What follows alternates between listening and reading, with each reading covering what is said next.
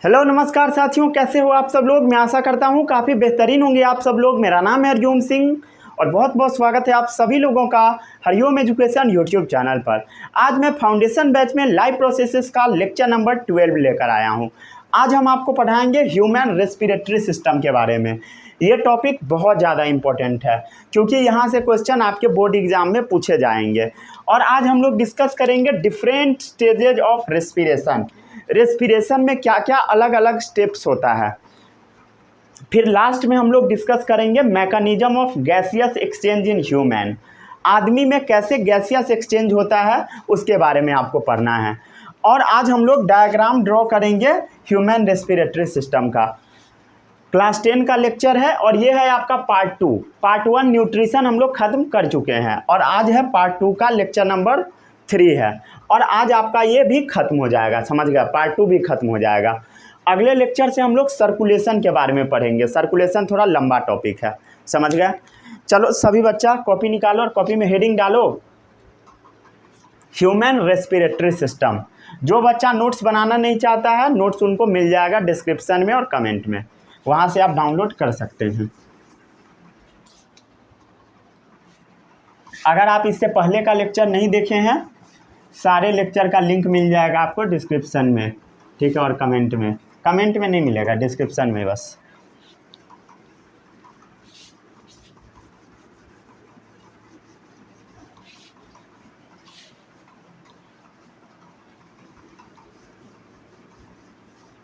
और अब मैं कोशिश करूंगा कि जो जो नोट्स में लिखा हुआ है उसको डिस्क्रिप्शन में भी डाल देने का, ठीक है। आप डिस्क्रिप्शन से भी पढ़ सकते हैं। जो नोट्स में लिखा रहेगा उसका बहुत सारा चीज़ मैं डिस्क्रिप्शन में डाल दूंगा, ठीक है, डिटेल में। आप उसको रीडिंग लगा सकते हैं वहाँ से भी जाकर।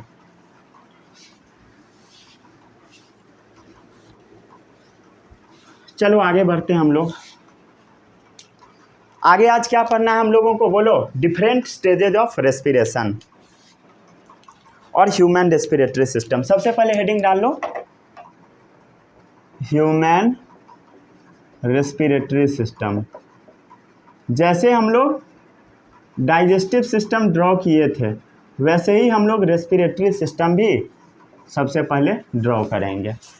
ऊपर का आ रहा है, फ्रेम में आ रहा है, सही है। इसमें किसी को कोई भी डाउट नहीं होगा। चलो शुरू करते हैं। डाइजेस्टिव में डाउट है, रुक जाए एक मिनट, छोटा सा बनाना पड़ेगा।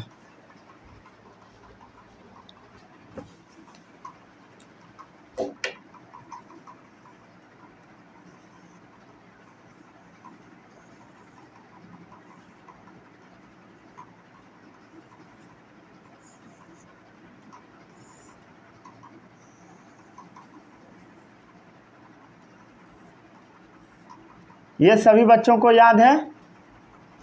अरे याद है, ऐसा बनाने आता है सभी बच्चों को कि नहीं आता? फिर से बनाएं हम लोग। चलो फिर से बनाते हैं, ध्यान से देखो, फिर से।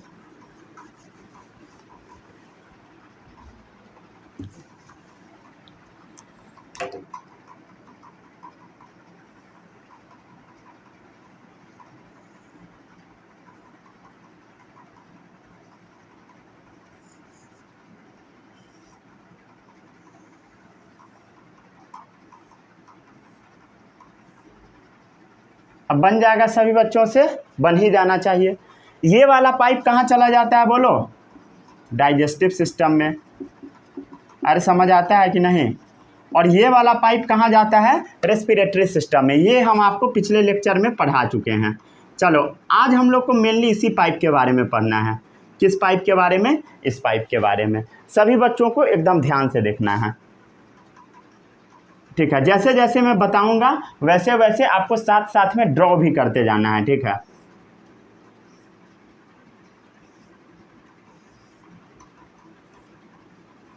रेस्पिरेटरी सिस्टम का हम लोग अभी डायग्राम ड्रॉ कर रहे हैं।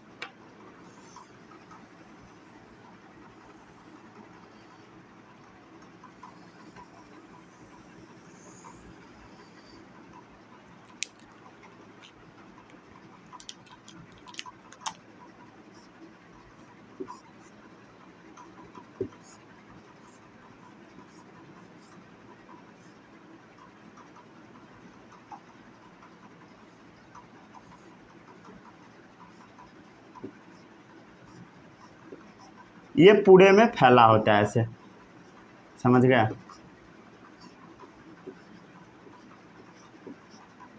ठीक है, ये पूरे में फैला होता है, समझ गया। ये भी इधर फैला होगा।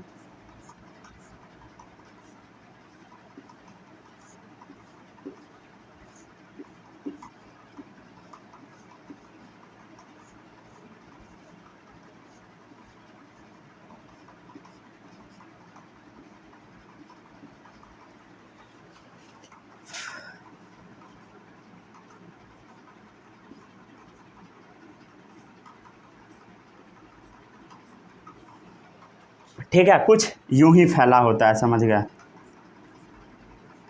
जितना ड्रॉ करना है आप कर सकते हैं, ठीक है, आपकी मर्जी। चलो अब आपको जो जो मैं बताता हूँ ध्यान से देखते जाना। यही है हमारा रेस्पिरेटरी सिस्टम। कौन सा सिस्टम बोलो? Respiratory system. इसके बारे में हम लोग अब एकदम डिटेल में पढ़ेंगे, एकदम डिटेल में। सबसे पहले ये वाला आप ड्रॉ करो। कर लिए? इतना ड्रॉ कर लिए तो आगे बढ़ते अब हम लोग। अब इसके लास्ट में एक गोला जैसा ऐसा सब में टोपी पहना दो, लास्ट में।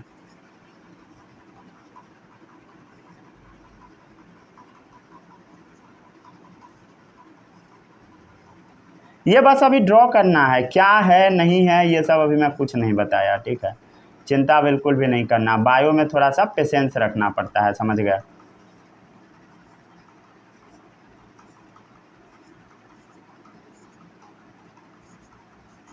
ठीक है, चलो अब एक एक करके हम लोग लेबलिंग करते जाते हैं, ठीक है। शुरू करें। ये वाला ओपनिंग क्या चीज़ का था बोलो? डाइजेस्टिव सिस्टम का, मतलब बकल कैविटी है, समझ गए। या कह दो ओरल कैविटी, जिसमें सबसे पहले क्या था? लिप्स था, फिर क्या था? टीथ था, ठीक है। नीचे में टंग लगा हुआ था। इस सब से आज हमको मतलब नहीं है। आज हम लोग को मतलब है रेस्पिरेटरी सिस्टम से, मतलब ये वाले ओपनिंग से, नजल ओपनिंग से आज हम लोग को मतलब है, ठीक है। क्या चीज़ से मतलब हम लोग को बोलो? नजल ओपनिंग से। नजल ओपनिंग को हम क्या बोलते हैं? नॉस्ट्रिल। इससे हमको मतलब है, नाक वाले ओपनिंग से हमको मतलब है, समझ गए। ये जो नाक वाला जो रीजन होता है, इसके अंदर में जब आप थोड़ा टॉर्च जला के देखोगे तो ऊपर में आपको हेयर नजर आएगा। क्या नजर आएगा बोलो? पतला सा हेयर नजर आएगा, फाइन हेयर। क्या नजर आएगा बोलो? Fine here. अब आपके दिमाग में आएगा ये हेयर क्यों होता है? ये हेयर इसलिए होता है ताकि हवा के अंदर जो भी डस्ट पार्टिकल है उसको ये फिल्टर कर ले। तो एयर में जो डस्ट है उसको क्या कर ले? फिल्टर कर ले। इसलिए क्या होता है बोलो? इसमें फाइन हेयर प्रेजेंट होता है। क्लियर है? जो एयर आप सांस लेंगे,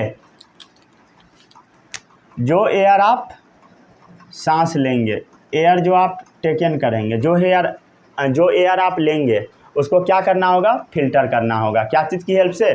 फाइन हेयर की हेल्प से, ताकि कोई भी डस्ट पार्टिकल अंदर ना जाए। इसमें किसी को कोई भी डाउट नहीं होगा। डाउट है? पूछ सकते हो। ये वाला जो रीजन है क्या है बोलो? Nasal passage. क्या है बोलो? Nasal passage. इसमें किसी भी बच्चों को कोई भी डाउट नहीं होगा। ये कौन सा पैसेज था? ये था ओरल पैसेज, और पीछे हो गया नजल पैसेज। और जहां पे ओरल कैविटी और नजल कैविटी या नजल पैसेज दोनों आके मिलता है, उस कॉमन जगह को हम क्या बोलते हैं? फेरिंग्स। क्या बोलते हैं बोलो? फेरिंग्स बोलते हैं। तो फेरिंग्स क्या है? नोट साथ साथ बनाते जाना, नहीं तो बाद में कचरा हो जाएगा, ठीक है। फेरिंग्स क्या है? Common passage for food and air, ठीक है। खाना और हवा का कॉमन पैसेज है फेरिंग्स। इसमें किसी भी बच्चों को कोई भी डाउट नहीं होगा। क्या हम लोग को डाइजेस्टिव सिस्टम से मतलब है? नहीं। ये कौन सा पाइप है? इसोफेगस वाला पाइप है। इससे हम लोग को मतलब नहीं है आज। क्यों? क्योंकि ये डाइजेस्टिव सिस्टम वाला है। ये आप अभी तक पढ़ चुके हैं, समझ गए। तो हम लोग को मतलब क्या चीज़ है? क्या चीज़ से? इस वाले पाइप से मतलब है। ये जो पाइप है इसके जो ऊपर वाला रीजन होता है, ऊपर वाला रीजन, ये फूला हुआ जो रीजन दिखाई दे रहा है, इसको हम लैरिंग्स बोलते हैं। क्या बोलते हैं बोलो? इसको हम बोलते हैं लैरिंग्स। क्या बोलते हैं बोलो? जोर से बोलो। लैरिंग्स बोलते हैं। ऊपर वाला फेरिंग्स, नीचे वाला लैरिंग्स, भूलना नहीं है। कहाँ होता है लैरिंग्स, बोलो? गर्दन में होता है। लैरिंग्स का काम क्या होता है बताओ, क्या काम होता है बोलो? साउंड का प्रोडक्शन कराना। इसमें किसी भी बच्चों को कोई भी डाउट नहीं होगा। तो ये जो हमारा लैरिंग्स है, इसी का ड्यूटी मिला हुआ है साउंड का प्रोडक्शन कराने का। समझ गए? अरे क्लियर है कि नहीं है क्लियर? ठीक है, चलो आगे बढ़ो, इसमें डाउट नहीं ना है। अब ये जो रीजन आपको दिखाई दे रहा है, इसको हम बोलते हैं ट्रैकिया। क्या बोलते हैं? ट्रैकिया। हवा आएगा नॉस्ट्रिल से, नजल पैसेज से आते हुए लैरिंग्स के थ्रू होते हुए ट्रैकिया में पहुंचेगा। ऐसे लैरिंग्स भी ट्रैकिया के ऊपर ही होता है, उससे आगे वाला रीजन है। तो ये क्या है? ट्रैकिया। जैसे ईसोफेगस को हम लोग क्या बोलते थे? फूड पाइप बोलते थे, तो इसको हम क्या बोलेंगे? विंड पाइप या वाइंड पाइप, जो पढ़ना है वो। तो ट्रैकिया क्या है बोलो? विंड पाइप है। इसमें किसी को कोई भी डाउट नहीं होगा। अब ट्रैकिया जो होता है, इसमें ना कार्टिलेज लगा होता है, सी शेप का होता है। कैसा होता है बोलो? सी शेप। सी समझते हो? ऐसा सी सी सी सी सी। अरे सी जैसा नहीं दिख रहा? सी दिखा? तो ये कार्टिलेज कैसा है? सी शेप। तो सी कैसा होगा? नीचे में खाली और ऊपर से भरा हुआ। तो ये मान लो पाइप है, ये मान लो पाइप है, तो ऐसा कार्टिलेज है, सी शेप। देखो इधर ऊपर से ढका हुआ और पीछे से खाली, देखो खाली है। तो वैसा ही इसमें कैसा कार्टिलेज है? सी शेप कार्टिलेज है। देखो सी। अरे किस शेप का है बोलो? सी शेप। इधर भी होता है, आगे भी होता है। तो किस शेप का कार्टिलेज है बोलो? जोर से बोलो। सी शेप कार्टिलेज। क्या ये कार्टिलेज कंप्लीट है? ना ना ना ना ना ना, इनकम्प्लीट कार्टिलेज है। तो ये सी शेप है। क्या ये कार्टिलेज पूरा गोला है? नहीं, आधा है, इनकम्प्लीट, अधूरा है। सी शेप, इनकम्प्लीट कार्टिलेज। इसमें किसी भी बच्चों को कोई भी डाउट नहीं होना चाहिए। अरे डाउट है तो पूछो, नहीं है? चलो अब आगे बढ़ते हैं हम लोग। अब ये वाला जो रीजन है, इसको हम बोलते हैं ब्रोंकाई। क्या बोलते हैं? ब्रोंकाई। क्या बोलते हैं? ब्रोंकाई। तो ब्रोंकाई कितना? 1 1 2। समझ गया? ये ट्रैकिया, ये जो ट्रैकिया वाला जो पाइप है, ये 2 पार्ट में डिवाइड हो गया है, इसी को हम बोलते हैं ब्रोंकाई। तो ब्रोंकाई क्या होता है? Trachea divide into 2 smaller tube known as bronchi. ठीक है, तो trachea divides into 2 smaller tube, इसी को हम क्या बोलते हैं बोलो? ब्रोंकाई बोलते हैं। इसमें किसी भी बच्चों को कोई भी डाउट नहीं होगा। डाउट है पूछ सकते हो। अरे क्लियर है कि नहीं है क्लियर? ठीक है, आगे बढ़े हम लोग।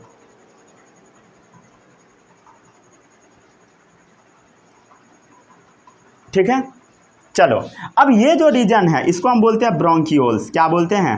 ब्रोंकियोल्स। तो ब्रोंकियोल्स क्या है बोलो? ब्रोंकियोल्स क्या है? ये जो ब्रोंकाई है, ये छोटे छोटे ट्यूब में बहुत ज़्यादा टूट गया है अंदर जा के। ये सारे ट्यूब को हम ब्रोंकियोल्स बोलते हैं। क्या बोलते हैं? ब्रोंकियोल्स। तो bronchi further divided to form bronchioles. तो bronchi further divided to form bronchioles. ठीक है, ब्रोंकाई फर्दर डिवाइडेड होके ब्रोंकियोल्स बना देगा। यहाँ तक दिख रहा है, इसके नीचे का नहीं दिखेगा। ठीक है, इसमें किसी भी बच्चों को कोई भी डाउट नहीं होगा। ठीक है, छोटा छोटा ट्यूब बना रहा है, स्मॉल ट्यूब है ये।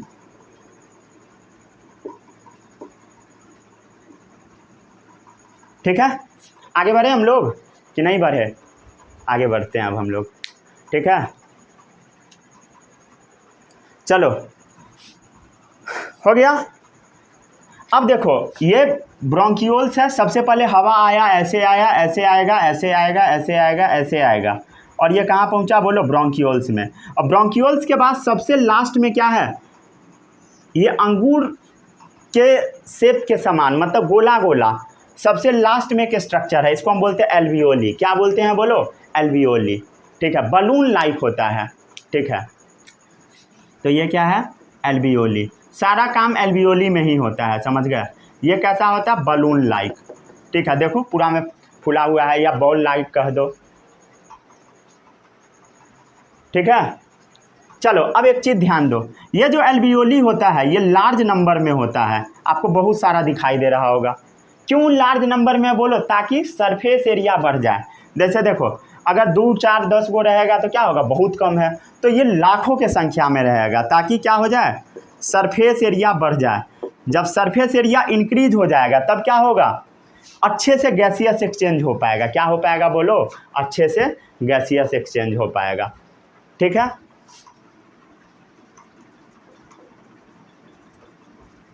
चलो अब जो हम आपको बता रहे हैं इसको ध्यान से सुनते जाना, ध्यान से, एकदम ध्यान से सुनते जाना है, ठीक है। सबसे पहले हम लोग हवा को सांस लिए, मतलब हवा लिए अंदर, ठीक है। इनहेल किए, क्या किए, इनहेल किए, हवा अंदर लेना इनहेलेशन बोला जाता है, इनहेल करना। इनहेल किए, हवा आया, ऐसे आया, क्या चीज़ में गया हवा, ट्रैकिया में गया। ट्रैकिया से होते हुए कहाँ गया बोलो, ब्रोंकाई में गया। 2 पार्ट में डिवाइडेड है। ब्रोंकाई से बहुत सारा ब्रोंक्यूल्स में टूट गया, और ब्रोंक्यूल्स जहाँ पे ख़त्म होता है उसको हम क्या बोलते हैं, एल्वियोली। बलून लाइक है, लार्ज नंबर में होता है। मतलब ये जो हवा हम लोग सांस लिए, ये हवा कहाँ पहुँच चुका है, एल्वियोली में। और आपको जानकर हैरानी होगी, एल्वियोली के चारों तरफ होता है ब्लड वेसल। क्या होता है बोलो, इसके चारों तरफ खून का पाइप होता है। अब कैसे खून के पाइप में क्या क्या होता है वो आपको थोड़ी देर में पढ़ाया जाएगा, ठीक है। आज हम लोग मेनली उसी के बारे में पढ़ेंगे।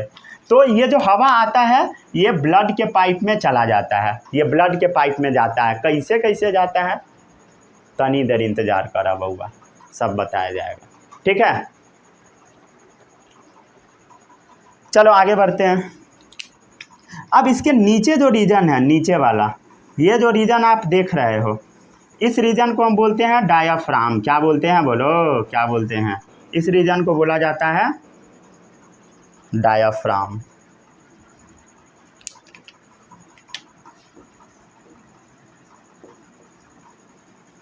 क्या बोला जाता है, डायाफ्राम। ये जो हमारा क्या है, लंग्स है, ये जो दोनों लंग्स आप देख रहे हैं उसके नीचे में क्या है, डायाफ्राम। समझ गए, क्लियर है। तो नीचे क्या होता है बोलो, रेस्पिरेटरी सिस्टम के नीचे डायाफ्राम। ध्यान से समझो, ध्यान से। जैसे मान लो ये आदमी है, ये क्या है, आदमी है, ठीक है, ये आदमी है। तो आदमी का बॉडी 2 पार्ट में डिवाइडेड है, ठीक है।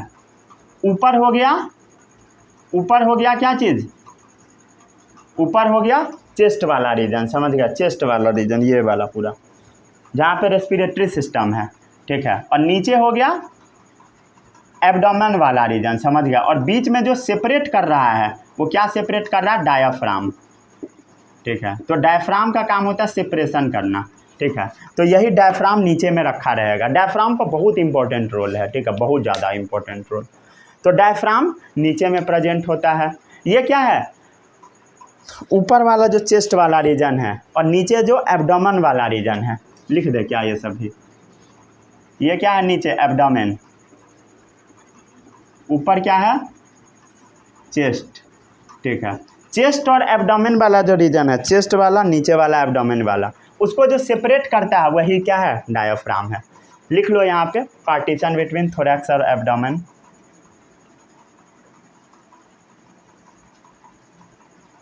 Partition between thorax and abdomen, समझ गए। थोरैक्स और एब्डोमेन के बीच में जो पार्टीशन करता है उसी को हम क्या बोलते हैं, डायाफ्राम बोलते हैं, समझ गए। ये जो चेस्ट है, ठीक है, ये जो चेस्ट है ये क्या चीज़ के ऊपर रखा हुआ है, डायाफ्राम के ऊपर ही तो रखा हुआ है, या कह दो रेस्पिरेटरी सिस्टम, समझ गए, ठीक है। तो ये क्या बनाता है, बेस बनाता है, बेस ऑफ चेस्ट, ठीक है, या कह दो चेस्ट कैविटी। ये जो कैविटी के अंदर जो ये पूरा डाला रहेगा उसका जो बेस होगा यही होगा, क्या, डायाफ्राम, ठीक है। अब आपके दिमाग में आ गया कि डायफ्राम का शेप कैसा होता है। तो डायफ्राम का शेप ओरिजिनल में कैसा होता है वो समझो। ओरिजिनल में ऐसा होता है, कैसा, ऐसा डोम शेप। आगे हम सब लिखवाएंगे, ठीक है, चिंता बिल्कुल नहीं करना। ऐसा ओरिजिनल होता है डोम शेप। तो ओरिजिनल कैसा है, डोम शेप, ऐसा। ये ये अंदर में ऐसे घुसा होता है, अंदर में घुसा होता है। लेकिन जब हम इनहेल कर लेते हैं, समझ गए, जब हम इनहेल करते हैं, ठीक है, इनहेल के टाइम क्या होता है, ये फ्लैट हो जाता है, नीचे की तरफ आ जाता है, ऐसे से ऐसे हो जाता है। क्यों होता है ऐसे से ऐसे, हम आपको थोड़ी देर में अभी समझाएंगे। तो डायफ्राम क्या होता है बोलो, इनहेलेशन के समय फ्लैटन,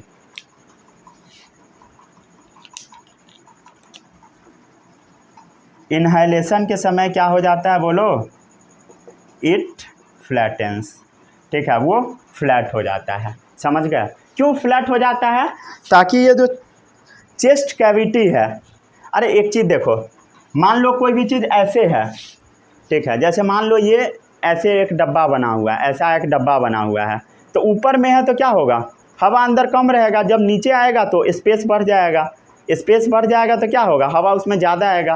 कैसे आएगा थोड़ी देर में अभी पढ़ना है मैकेनिज्म में, ठीक है, तो वहाँ पे बताएंगे। तो इनहेलेशन के समय ये फ्लैट हो जाता है ताकि चेस्ट का कैविटी का साइज बढ़ जाए, समझ गया, ताकि क्या हो जाए, चेस्ट कैविटी इंक्रीज हो जाए। इसमें किसी भी बच्चों को कोई भी डाउट नहीं होगा, दिख रहा है ना। चलो आगे बढ़े, हम लोग आगे बढ़ते हैं, ठीक है, अरे ठीक है कि नहीं।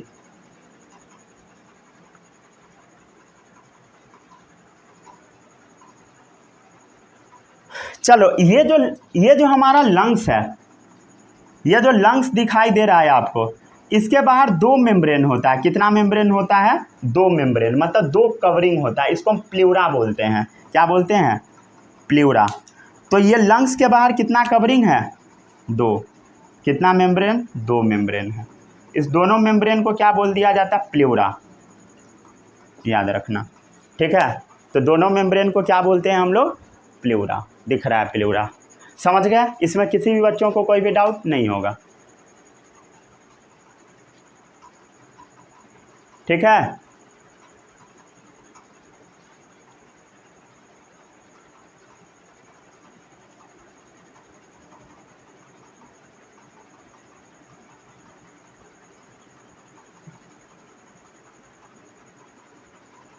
समझ गया ना। आगे बढ़े हम लोग। अरे इसको पहले जल्दी से लिखो ना यार, लिखो जल्दी।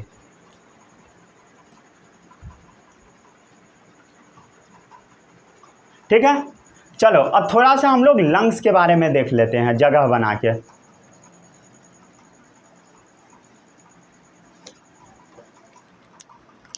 इसका काम क्या होता है, साउंड प्रोडक्शन कराना। चलो अब ये जो आप डब्बा देख रहे हो, क्या देख रहे हो बोलो, ये जो आप डब्बा सा देख रहे हो, ये जो डब्बा, इस डब्बा को हम बोल देते हैं लंग्स। क्या बोलते हैं, लंग्स बोलते हैं। ये एक डब्बा है, ये एक डब्बा है, दो डब्बा, इसको हम क्या बोलते हैं, लंग्स। समझ गए। ये रेस्पिरेशन का ना प्राइमरी ऑर्गन है। क्या बोलते हैं, primary organs for respiration, primary organs of respiration. Respiration का ये प्राइमरी ऑर्गन होता है, क्या चीज़, लंग्स। कोई पूछेगा बता देना, ठीक है। इसका काम क्या होता है बोलो, लंग्स का, ट्रांसपोर्ट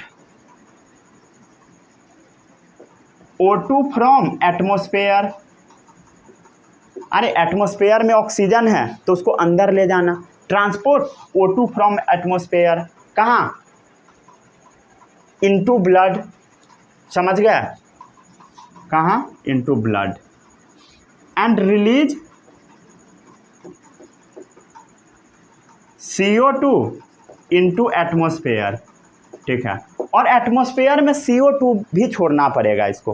कैसे कैसे होगा सब बताया जाएगा, ठीक है, चिंता बिल्कुल नहीं करना, ठीक है। अरे क्लियर है, अगर डाउट है पूछ सकते हो।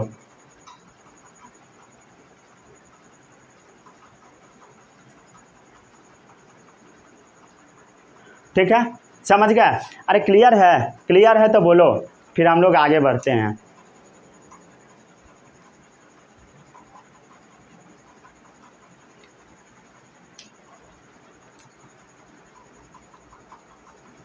चलो इसको बना लिए।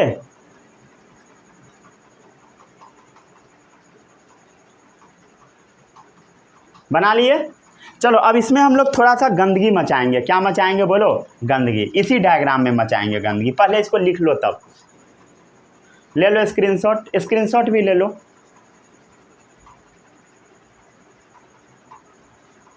चलो अब जो हम आपको बताते हैं इसको ध्यान से याद रखना। ये जो होता है, ये जो हमारा लंग्स है, ये वाला दोनों जो लंग्स है, समझ गए? इसके बाहर क्या होता है बोलो? इसके बाहर रिब्स पाया जाता है। क्या पाया जाता है? रिब्स। रिब्स क्या करता है? इसको घेर के रखता है चारों तरफ से, रिब्स। समझ गया? तो इसको घेर के क्या रखता है बोलो? घेर के रखता है रिब्स। क्या घेर के रखता है बोलो? रिब्स घेर के रखता है। तो हम बना दे क्या रिब्स? चलो बना देते हैं, ध्यान से देखना।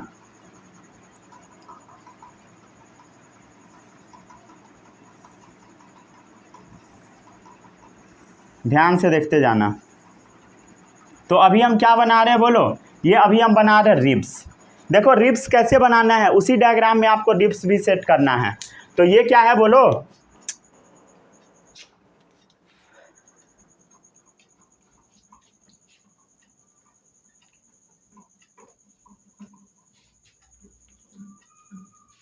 लाइट जा चुका है।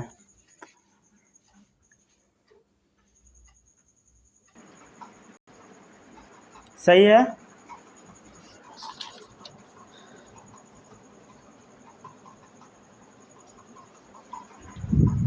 साउंड जा रहा है।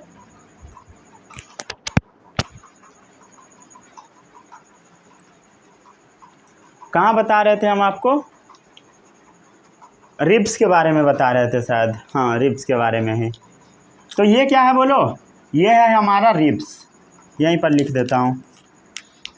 ये क्या है? रिब्स है। रिब्स कितना होता है पता है?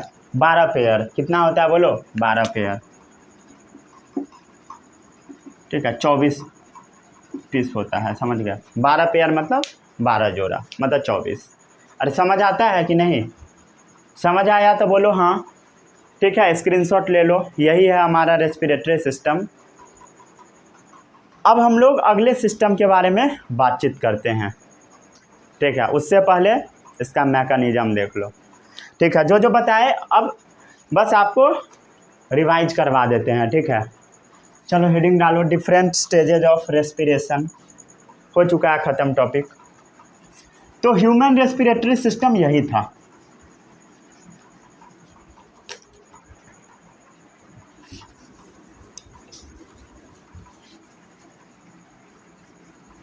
जब तक मैं साफ़ कर रहा हूँ बोर्ड, तब तक रिवाइज कर लो 1 मिनट।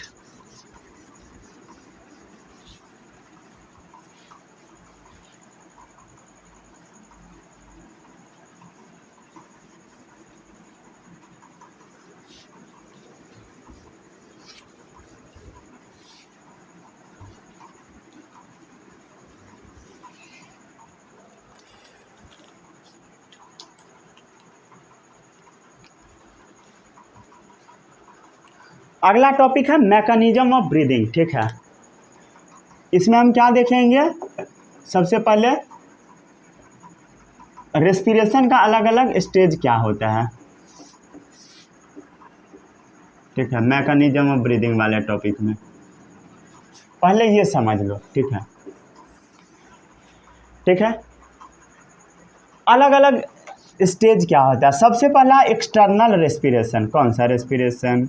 एक्सटर्नल रेस्पिरेशन, बाहर वाला रेस्पिरेशन।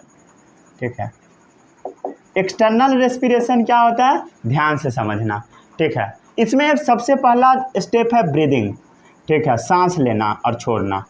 ठीक है, ब्रीदिंग, ब्रीद करना, समझ गया? जिसमें सांस लेना और छोड़ना। लेने के प्रोसेस को हम क्या बोलते हैं बोलो? इनहेलेशन। छोड़ने के प्रोसेस को हम क्या बोलते हैं? एक्सहेलेशन। ठीक है, तो इनहेलेशन और एक्सहेलेशन, समझ गए? अरे क्लियर है? तो हम लोग सांस में कौन सा गैस लेते हैं? O2 लेते हैं, ऑक्सीजन लेते हैं।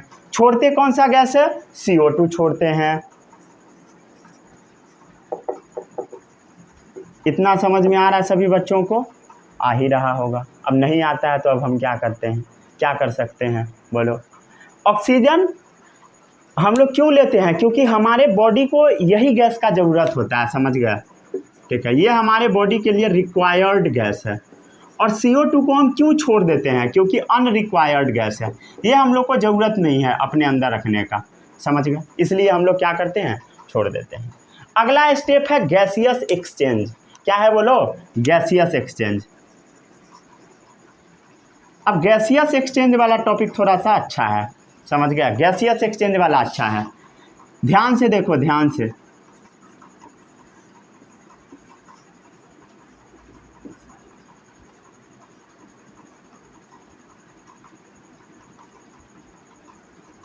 ये क्या है बोलो? ये एल्वियोली वाला रीजन है, और हम क्या बताए थे? इसके चारों तरफ क्या होता है? ब्लड वेसल, ठीक है। तो अब हम क्या करते हैं? इसको बड़ा करके देख रहे हैं, इसको हम जूम करके देख रहे हैं। क्या करके देख रहे हैं बोलो? जूम करके देख रहे हैं। तो मान लो ये है हमारा एल्वियोली। क्या है बोलो? एल्वियोली है, गोला टाइप का है, समझ गए? इसके चारों तरफ क्या क्या प्रेजेंट है? ब्लड वेसल प्रेजेंट है, ठीक है, अच्छी बात है, समझ गए? अब एक बात बताओ, हवा से क्या आएगा बोलो? हवा से क्या आएगा? हवा से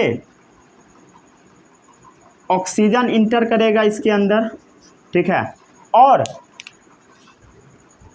अंदर से बाहर CO2 जाएगा। अब आपके मन में एक सवाल जरूर आना चाहिए, ठीक है, हवा में तो बहुत सारा गैस होता है भाई, हवा में बहुत सारा गैस होता है, नाइट्रोजन होता है, ठीक है, कार्बन डाइऑक्साइड होता है, और भी बहुत सारा गैस होता है, ठीक है। तो उस गैस में से नाइट्रोजन क्यों नहीं अंदर जाता है? सिर्फ ऑक्सीजन ही क्यों अंदर जाता है? ऑक्सीजन अंदर जाता है, क्यों जाता है? ये सोचो थोड़ा, ठीक है। इसका आंसर अभी थोड़ी देर में आपको मिल जाएगा, ऐसा क्यों होता है। लेकिन ये तो पता लग गया कि ऑक्सीजन बस इधर जाता है और CO2 अंदर से बाहर आता है, समझ गए? क्लियर है? तो गैसियस एक्सचेंज में क्या होगा बोलो? Blood and alveolar air across the alveolar wall, ठीक है। ये जैसे देखो, ये मान लो एल्वियोली का दीवार है, पतला सा दीवार है, ठीक है। ये जो पतला सा दीवार है, इससे क्या होगा? एल्वियोली में ऑक्सीजन चला जाएगा ब्लड से, और एल्वियोली से CO2 चला जाएगा इससे, और इधर से इधर चला जाएगा ऑक्सीजन। क्लियर है? O2 कहाँ से कहाँ जाएगा बोलो?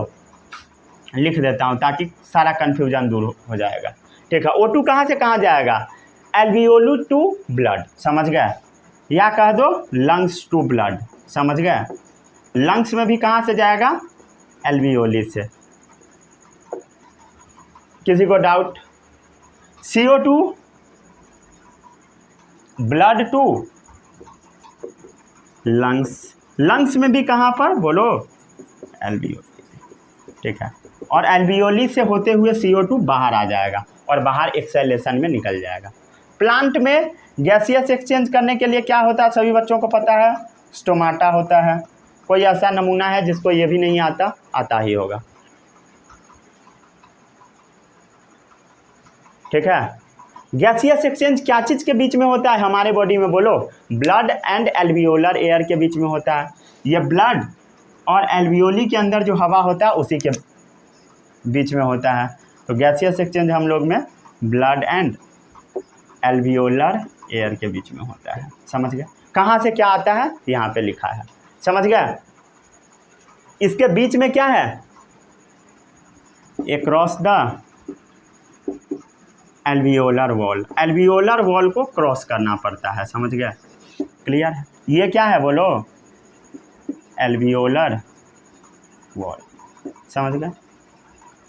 चलो आगे बढ़ते, अब हम लोग आगे बढ़े। ओ भाई, फिर से लाइट चला गया।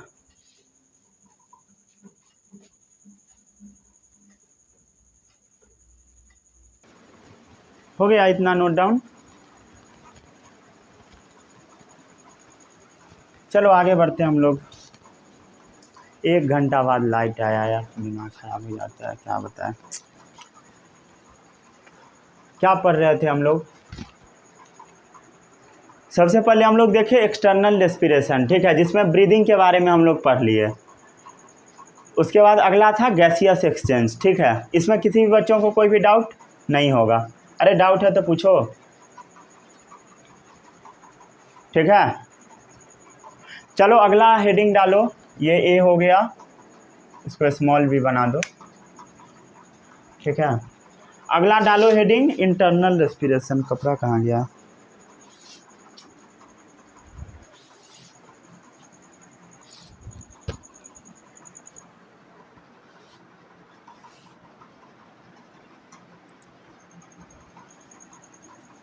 अगला टॉपिक है इंटरनल रेस्पिरेशन।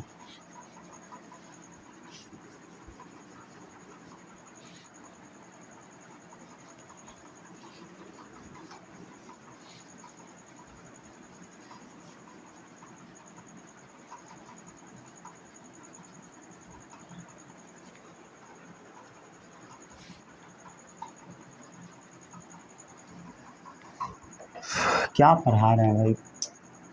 एक्सटर्नल, उसके बाद इंटरनल। चलो इंटरनल रेस्पिरेशन क्या होता है वो समझो।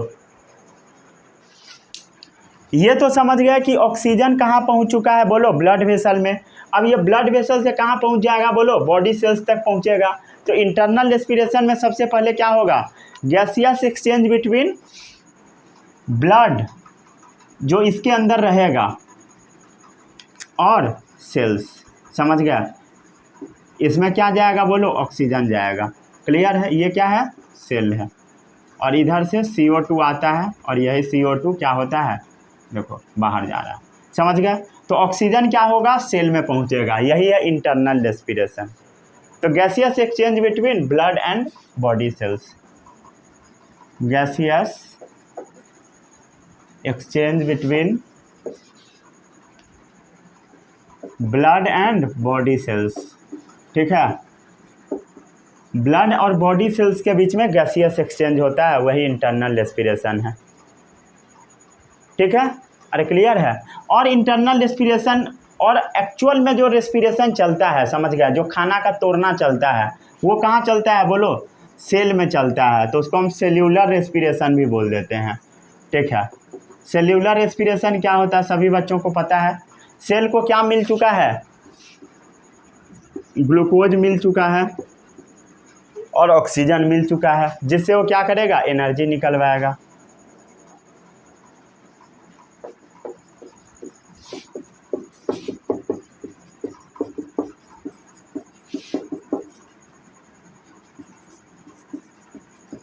ठीक है।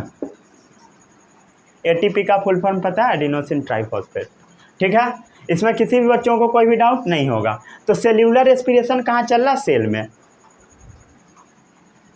ठीक है। तो ये कहाँ हो रहा है, सेल्यूलर रेस्पिरेशन क्या, process of breakdown of respiratory substrate, respiratory substrate in the sales.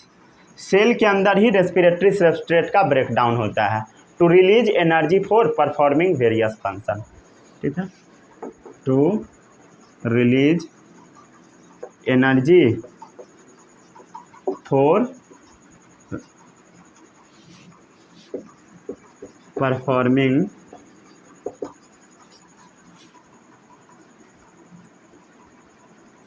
Various functions. अरे सही है, इसमें किसी भी बच्चों को कोई भी डाउट नहीं होगा। तो process of breakdown of respiratory substrate, तो ये क्या है, ग्लूकोज रेस्पिरेटरी सबस्ट्रेट है, ठीक है। Process of breakdown of respiratory substrate in the cell, ये प्रोसेस कहाँ चलेगा, सेल में चलेगा। टू रिलीज एनर्जी, ये एनर्जी रिलीज हो गया। एनर्जी रिलीज से क्या होगा, हम लोग का बॉडी का जो भी फंक्शन है इसी एनर्जी से हो पाएगा, ठीक है। कोई भी फंक्शन सब इसी से होता है, समझ गए। क्लियर है? तो एक्चुअल में जो खाना का ब्रेकडाउन होता है कहाँ होता है, सेल के अंदर। सेल्यूलर रेस्पिरेशन इसको हम बोल देते हैं, समझ गए। इसको नोट करो जल्दी से, फिर आदमी के बारे में हम लोग डिटेल में अब पढ़ेंगे। आ रहा है हर चीज़ फ्रेम में, लिखो जल्दी। अब हम लोग क्या पढ़ेंगे, बोलो क्या पढ़ेंगे? Mechanism of gaseous exchange in human.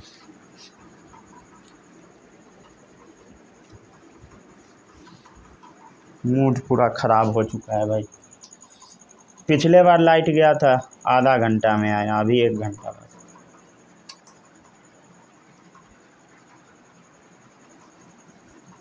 ना गर्मी है जो हालत ख़राब हो जाता है।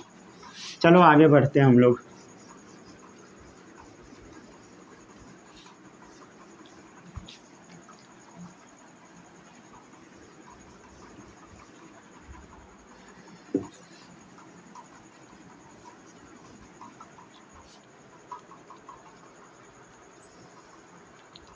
क्या पढ़ना है अब हम लोग को? Mechanism of gaseous exchange in human.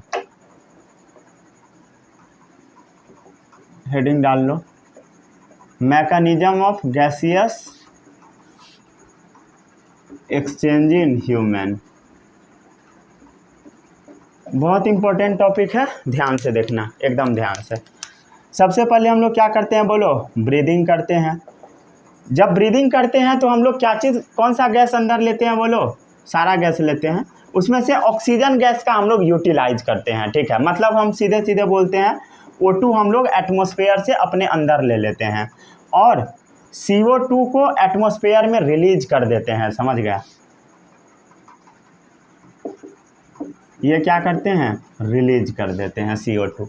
और O2 गैस एटमॉस्फेयर से हम लोग क्या करते हैं, इनटेक करते हैं, टेक इन करते हैं, समझ गए? टेक इन। इस प्रोसेस को क्या बोलते हैं, ऑक्सीजन लेना, इनहेलेशन, समझ गए?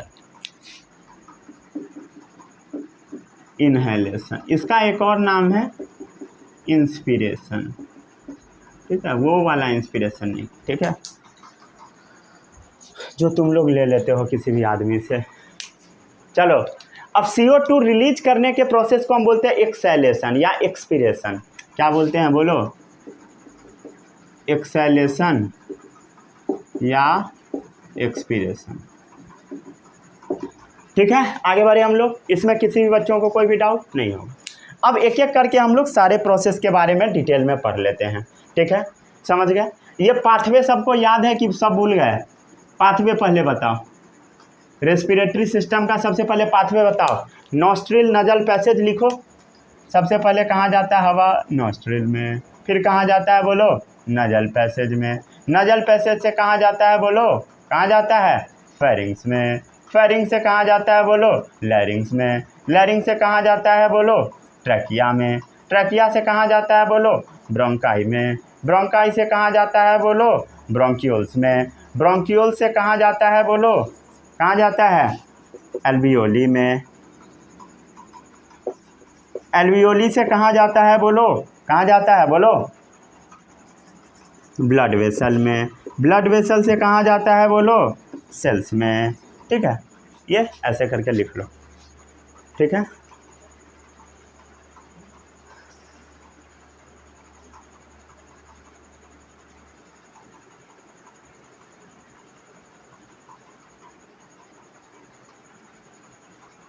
ठीक है, ब्लड वेसल में जाना मतलब समझते हो ना, ब्लड में जाना। अब ब्लड से सेल्स में छाप लो, ठीक है। नीचे जगह नहीं था इसलिए मैं गोला कर दिया। गोला करके भी आप लिख सकते हो, जैसे मन वैसे लिखो। तो सभी बच्चों को ये आ गया होगा। आगे बढ़ते हैं अब हम लोग। अब बोलो, सबसे पहला स्टेप क्या है, इनहेलेशन, समझ गए? हेडिंग डालो कॉपी में, इनहेलेशन। इनहेलेशन क्या होता है, एटमॉस्फेयर में जो एयर है उसको अंदर ले लेना, उसमें से ऑक्सीजन को मेनली लेना। Taking in oxygen from the atmosphere, taking in O2 from atmosphere. ये आपके दिमाग में जरूर क्वेश्चन आ रहा होगा, एयर में तो नाइट्रोजन भी होता है, नाइट्रोजन भी लेना चाहिए। क्वेश्चन अच्छा है, इंतजार करो, सबका जवाब मिलेगा, ठीक है। बायो में थोड़ा सब्र करना पड़ता है, समझ गए ना? तो एयर हम लोग टेक इन क्या चीज़ से करते हैं, नॉस्ट्रिल से। एकदम बेसिक से बताऊंगा, ठीक है। एयर हम लोग क्या चीज़ से टेक इन करते हैं, नॉस्ट्रिल से, ठीक है। एक एक करके पूरे स्टेप के बारे में हम लोग समझ लेते हैं। नॉस्ट्रिल से हम लोग एयर को ले लिए, अब एयर में डस्ट जो पार्टिकल रहेगा हेयर से फिल्टर हो जाएगा, और नाक के अंदर ना म्यूकस होता है। क्या होता है बोलो? म्यूकस होता है, चिपचिपा टाइप का चीज़ होता है, समझ गए? वो चिपचिपा चीज़ क्या करता है बोलो? हवा को भिंगा देता है, समझ गए? नॉस्ट्रिल से हवा कहाँ पहुँचता है बोलो? ट्रैकिया। ठीक है, नॉस्ट्रिल से सीधे हम ट्रैकिया लिख रहा है, वो सब बीच वाला पैसेज नहीं लिखेंगे। ठीक है, क्लियर है? जब हम लोग इनहेल करते हैं, बोलो ध्यान से देखो, इनहेल करके देखो, जब इनहेल करोगे, सांस जब अंदर लोगे, तो ये जो चेस्ट का जो कैविटी है इसका साइज बड़ा होना चाहिए। क्या होना चाहिए बोलो? चेस्ट कैविटी बड़ा होना चाहिए, चेस्ट कैविटी लार्जर होना चाहिए।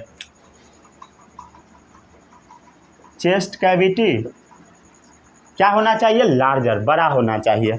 अब चेस्ट कैविटी बड़ा कैसे होगा बोलो? जैसे देखो, सांस हम लोग ले रहे हैं, सांस लो तभी समझ आएगा। जब सांस लोगे तब क्या होगा?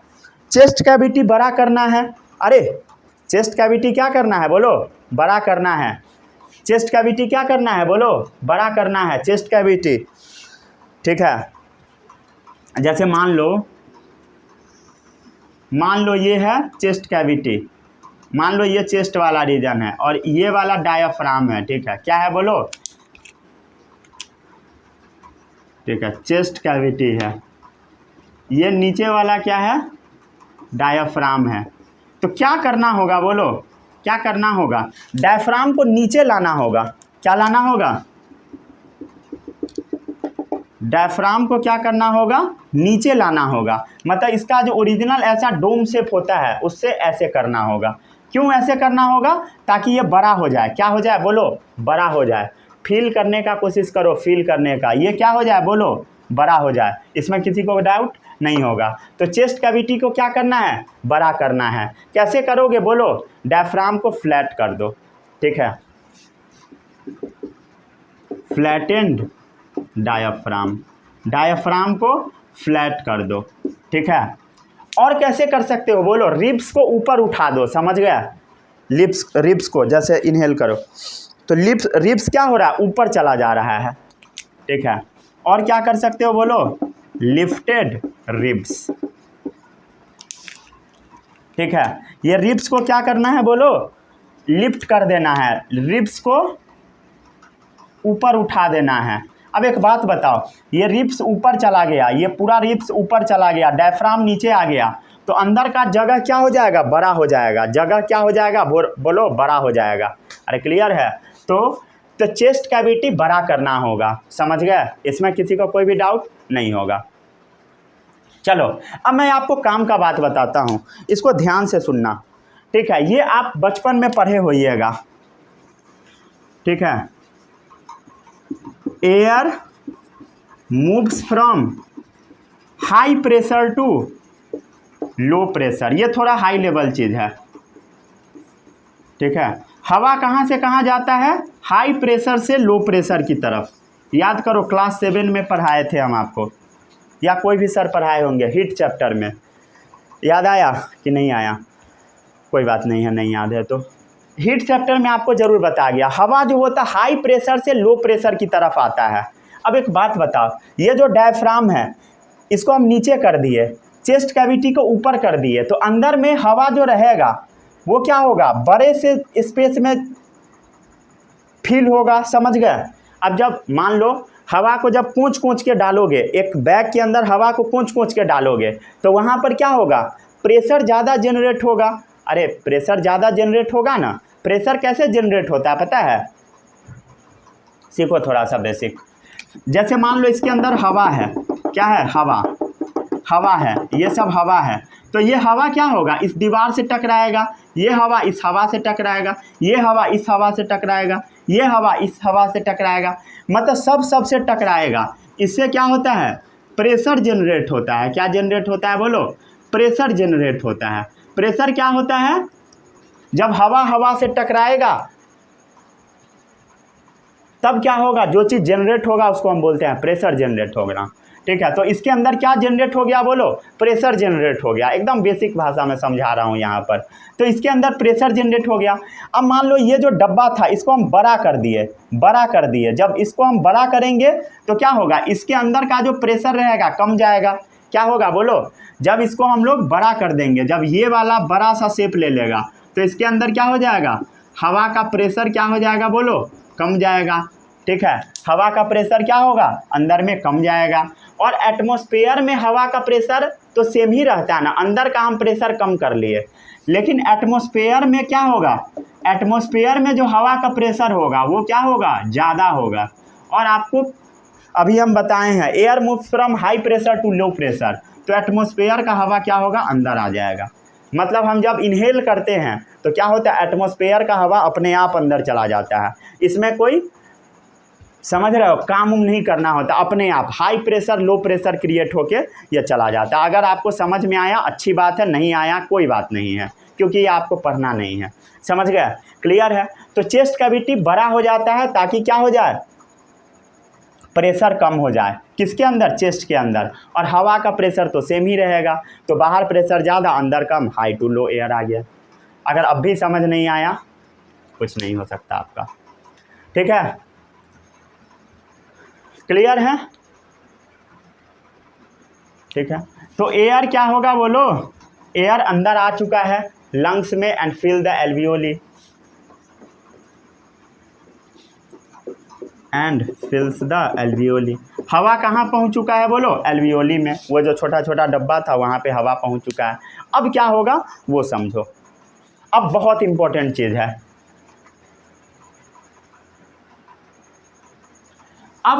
अब जो हम आपको टॉपिक बता रहे हैं ना, ये टॉपिक आपको पढ़ना है। ये समझ नहीं आया कोई बात नहीं है, ठीक है, कोई बात नहीं है, ठीक है, नहीं समझ में आया तो।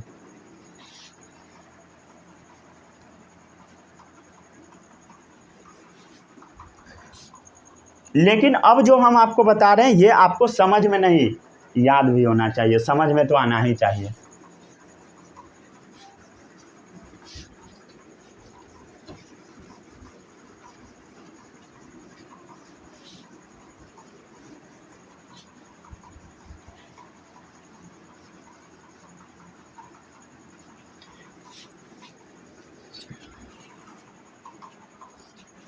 अब क्या पढ़ना है हम लोगों को बोलो। आपको अभी हम क्या बताए हैं, सिर्फ ऑक्सीजन अंदर जाता है, CO2 बाहर आता है। ये आखिर होता क्यों है, अंदर नाइट्रोजन क्यों नहीं जाता। ठीक है,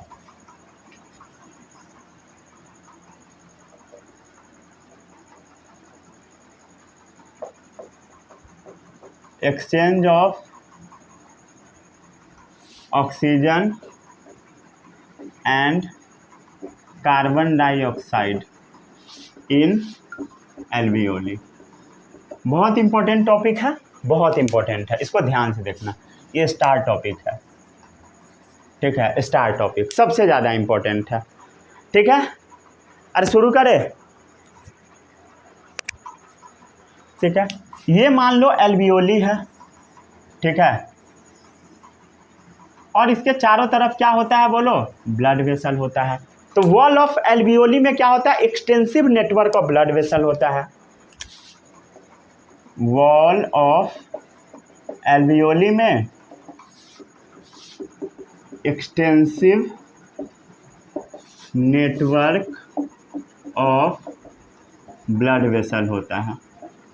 एल्वियोली का जो दीवार है इसमें चारों तरफ, ये जो एल्वियोली का दीवार है,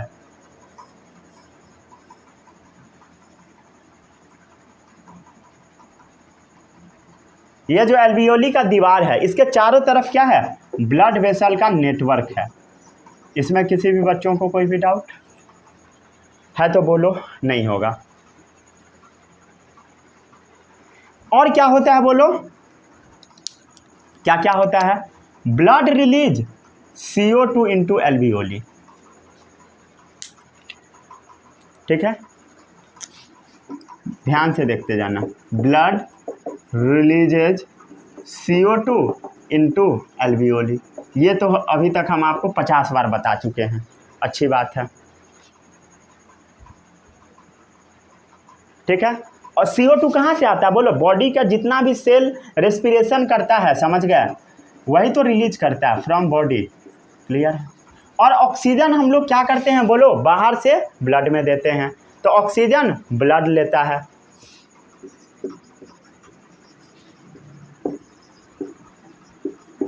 ब्लड क्या करता है, ऑक्सीजन को ले लेता है।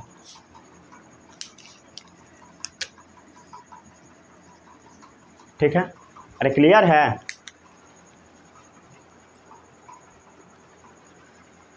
क्लियर है।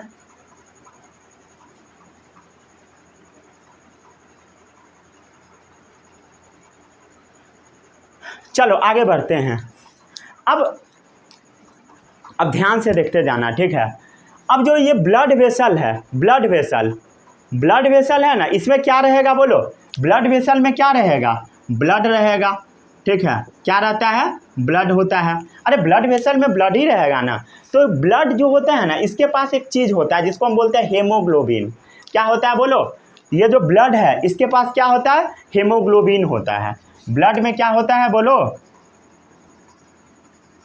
ब्लड में एक चीज़ होता है जिसको हम बोलते हैं हेमोग्लोबिन। ठीक है, क्या होता है बोलो, हेमोग्लोबिन।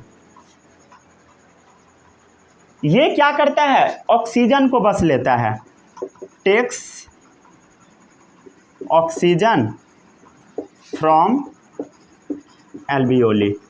एक चीज़ समझो, यहाँ पर नाइट्रोजन भी आएगा, सब चीज़ आएगा, समझ गया, टोटल गैस यहाँ पे आएगा। लेकिन ये जो ब्लड के अंदर एक चीज़ प्रेजेंट है, क्या प्रेजेंट है, हेमोग्लोबिन प्रेजेंट है। ये जो ब्लड है, ब्लड में क्या है बोलो, हेमोग्लोबिन, शॉर्ट में हम लोग HB से लिख देते हैं।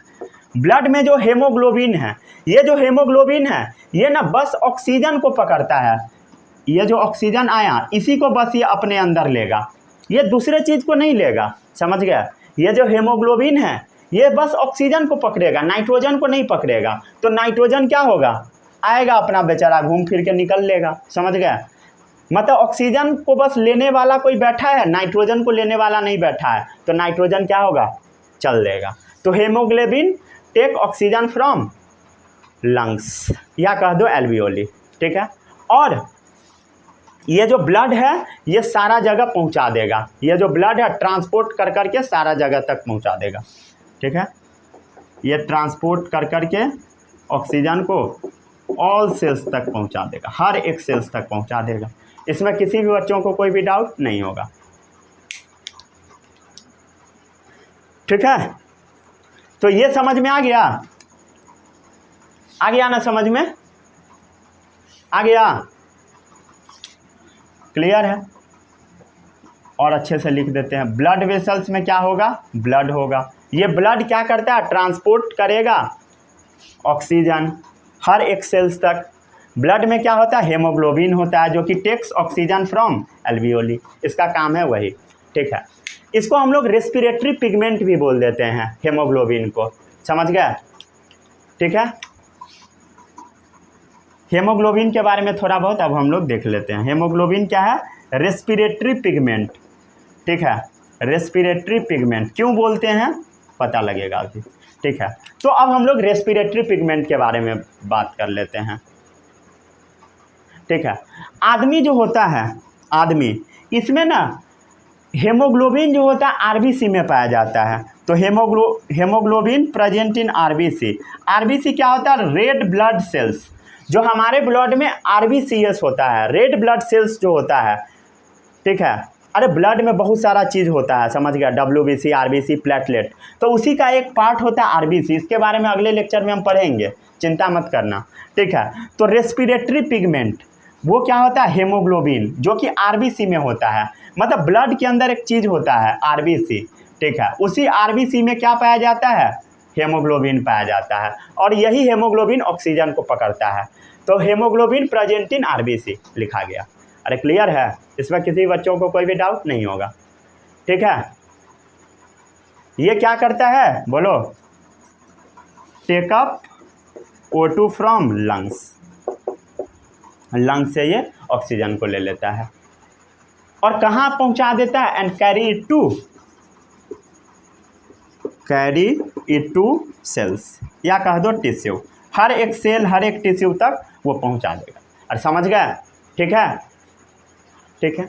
जब ऑक्सीजन और ब्लड मिल जाता है, O2 ब्लड में मिल जाता है, तो इसको हम बोल देते हैं ऑक्सी हेमोग्लोबिन। ठीक है, ठीक है। ब्लड के क्या चीज़ से मिलेगा ऑक्सीजन? हेमोग्लोबिन से। तो क्या बना देगा? Oxy haemoglobin. क्या बना देगा? Oxy haemoglobin. ठीक है, आगे बढ़े हम लोग। चलो आगे बढ़ते हैं। समझ में आ रहा है सभी बच्चों को? कोई ऐसा है जिसको समझ नहीं आ रहा? नहीं आ रहा है तो मैं कुछ नहीं कर सकता आपका। आगे बढ़े हम लोग।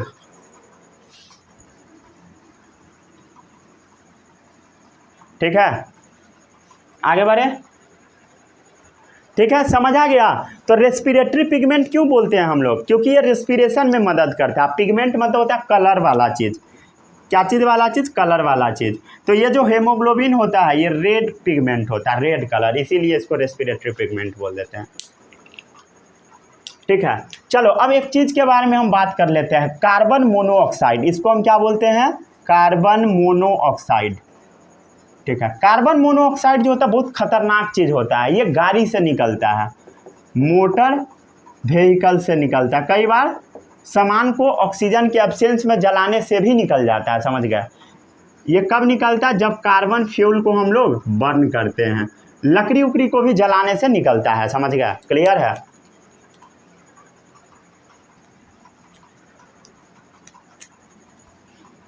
ये जो है binds with haemoglobin 200 times faster than oxygen. ध्यान दो, कार्बन मोनोऑक्साइड अगर आप थोड़ा सा भी अंदर ले लोगे चल बसोगे। क्यों ऐसा होता है वो समझो, क्या होता है इसके पीछे का लॉजिक वो समझो।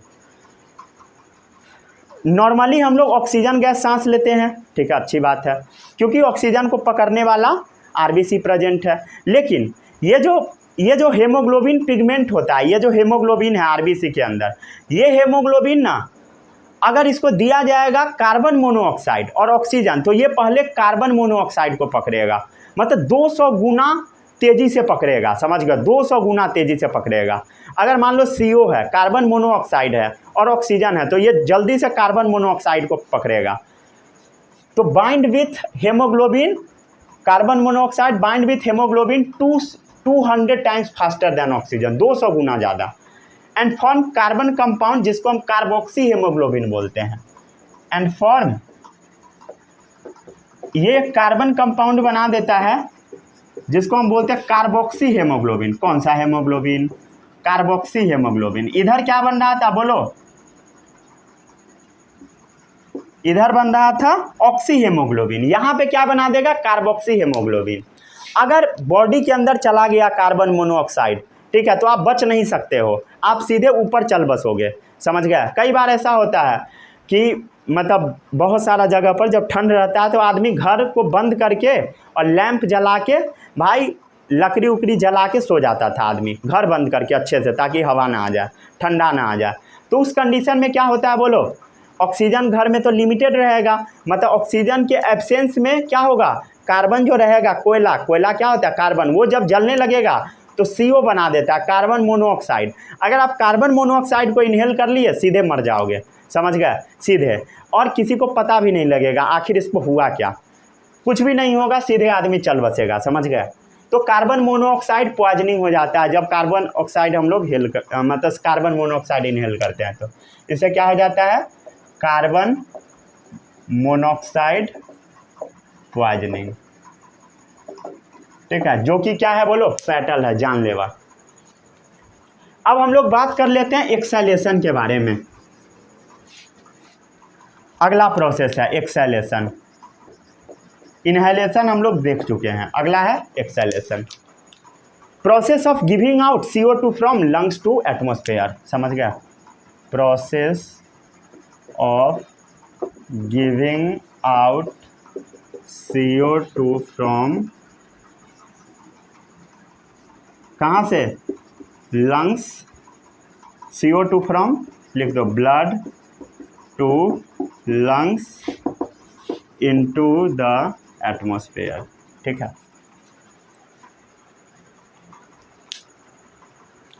ठीक है।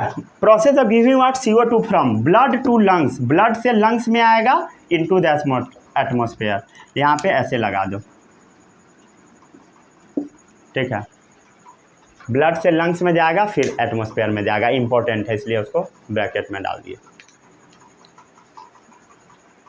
ठीक है। CO2 डिजॉल्व होके ब्लड के अंदर घूमता है, समझ गया, CO2 डिजॉल्व फॉर्म में। तो CO2 is transported in dissolve form in blood. ठीक है, CO2 is transported in dissolve form in blood. एक मिनट चेक कर लेता हूँ वीडियो बन रहा है या नहीं, लंबा होने पे कट भी सकता है। तो CO2 is transported in dissolve form in blood. ठीक है, CO2 जो होता है ब्लड के अंदर घुल के ट्रांसपोर्ट करता है, ये नहीं कि बबल बन के करेगा, पानी वो जो ब्लड है उसके अंदर घुल जाएगा तब ट्रांसपोर्ट करेगा। ठीक है, और क्या होगा बोलो, फ्रॉम ब्लड, ब्लड से क्या होगा, वो कहाँ चला जाएगा, CO2 एल्वियोली में चला जाएगा, पासेस इनटू एल्वियोली। ठीक है, पासेस इनटू एल्वियोली, ब्लड से कहाँ चला जाएगा, एल्वियोली में चला जाएगा। ठीक है, क्लियर है। चलो अब बात आता है कि CO2 बाहर निकलता कैसे है। तो ये जो चेस्ट का कैविटी था, जब हम लोग क्या किए, इनहेल करते थे तो बड़ा हो रहा था, जब एक्सेल करेंगे तो क्या होगा बोलो, ये कॉम्प्रेस हो जाएगा, चेस्ट कैविटी छोटा बन जाएगा। क्या होगा बोलो, चेस्ट कैविटी आप फील कर सकते हो, कॉम्प्रेस हो जाएगा। अरे क्लियर है, कॉम्प्रेस्ड हो जाएगा, क्लियर है। तो इससे क्या होगा, जो रिब्स हमारा उठा था ऊपर में इनहेल के टाइम में, समझ गया, वो रिलैक्स हो जाएगा। तो क्या होगा बोलो, relaxation of ribs and diaphragm. Ribs और डायाफ्राम क्या हो जाएगा, रिलैक्स हो जाएगा जब हम सांस छोड़ेंगे तब। अरे क्लियर है। उसके बाद क्या होगा, एयर बाहर निकल जाएगा, तो एयर फोर्स्ड आउट, समझ गए, हवा को बाहर निकाल दिया जाएगा, from lungs to atmosphere. Clear है, और लिख सकते हो।